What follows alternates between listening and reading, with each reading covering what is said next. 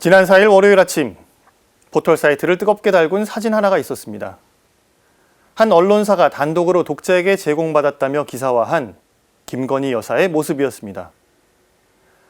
대선이 끝난 지 한 달여 동안 공개석상의 모습을 드러내지 않던 대통령 당선인 배우자의 최근 모습이 공개되자 뉴스는 삽시간에 인터넷을 달구었습니다.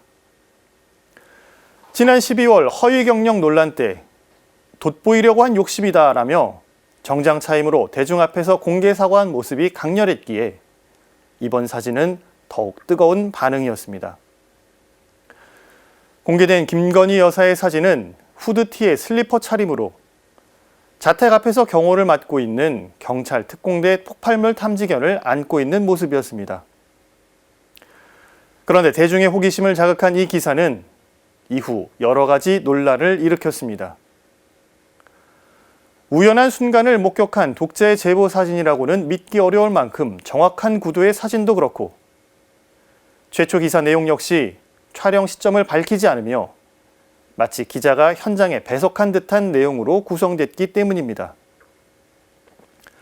일부에서는 김건희 여사의 공개 활동이 임박했고 여론의 반응을 떠보기 위해 치밀하게 준비한 언론 플레이 아니냐는 의혹도 일었습니다. 그런데 또 다른 논란은 최초 보도 다음 날도 계속됩니다. 다수의 언론이 김건희 여사가 신은 슬리퍼 뉴스를 쏟아낸 것입니다. 깜짝 놀라게 검소한 가격, 슬리퍼 품절 사태, 나도 집사람 사주고 싶다 등 슬리퍼 관련 기사만 수십 개였고 후드티에 청바지 뉴스까지 도배됩니다.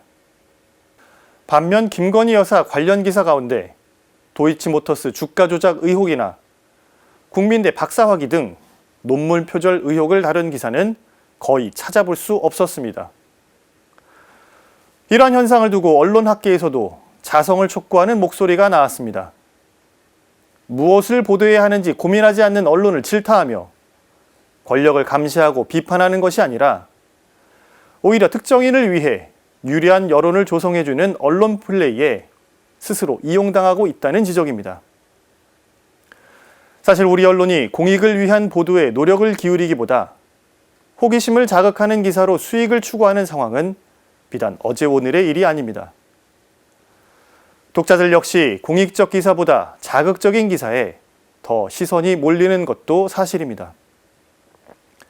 그러나 자극적인 불량식품이 몸에 해롭다 해서 그저 사 먹지 말라고만 하는 것이 아니라 그런 불량식품을 만드는 사람들이 사라지기 위한 노력도 반드시 우선되어야 할 것입니다. 이번 김건희 여사 슬리퍼 관련 보도 역시 기자와 언론사 전체가 부끄러움을 느끼고 서로에 대한 견제와 자극을 통해 이런 수준 이하의 기사들이 다시는 발붙일 수 없게 해야 할 것입니다. 오늘 사제의 눈은 김건희 여사의 완판 슬리퍼, 창피한 언론의 자화상입니다.